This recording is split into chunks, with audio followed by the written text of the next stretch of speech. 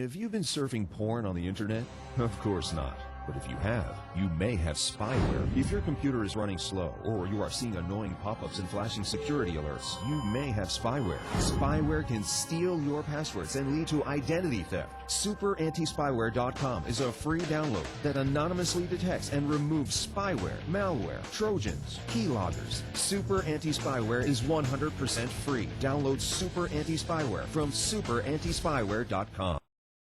SureDub.com here with Jon Fitch. Another win on the long line of wins in the UFC. How are you feeling? And do you think you proved your place in the company, ready to be on that main event or main card?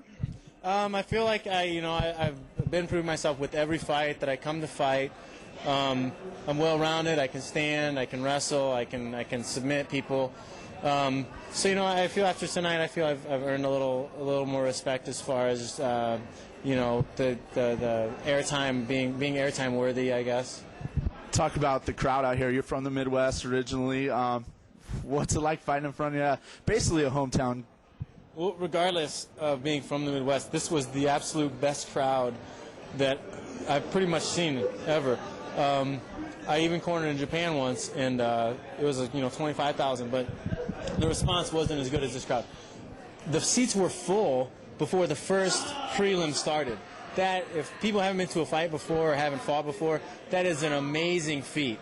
Most people trickle in until the main events start, and even then you're only 3/4 full.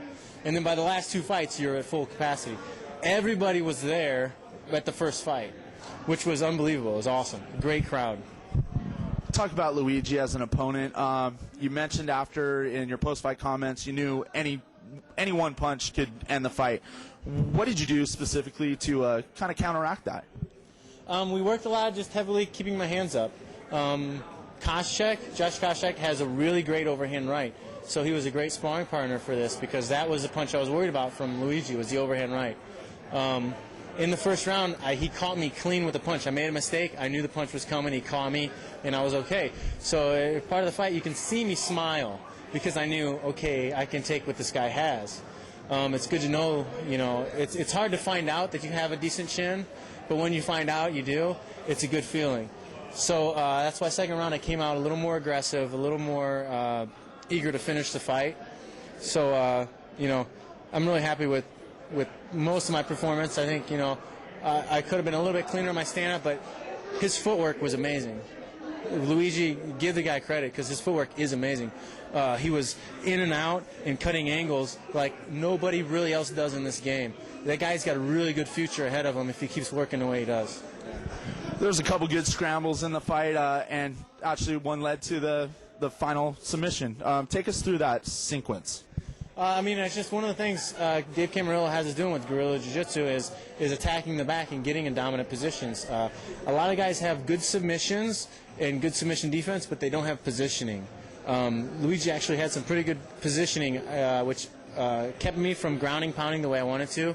I kind of feel like I didn't do as well as I could have because I didn't do the punishment that I usually do in a fight, even though I finished it. But that was all due because he had good positioning. But most people don't have that great of positioning. They don't put their hands in the right space, the right spots. They don't defend the right ways. They don't put their bodies in the right position. He did a good job of that, but I did a much better job of that. I let him come up from half guard, and I was able to take his back quickly. I did it a couple times during the fight. And wrist control, boom, set in the hook, and then, after a little bit of time, a couple punches, lights are out. Yeah, that was that. After the fight, you dedicated the fight to a friend of yours and a teammate who lost his life this week. Do you have any other comments on that? It's really hard, and it still hasn't hit me 100% because I really had to kind of bury it. And that's Eric Ray. Eric Ray, yeah. He was a great fighter. I wish people would have been able to see more of him. But we lost him Tuesday night, and Crazy Bob talked to me on Wednesday morning and let me know about it. And it's kind of now for a while, but I've actually haven't had to deal with it yet because I put it on a back shelf because of the fact that I was fighting. And then I'll probably deal more with it this week and try to get through it however I can.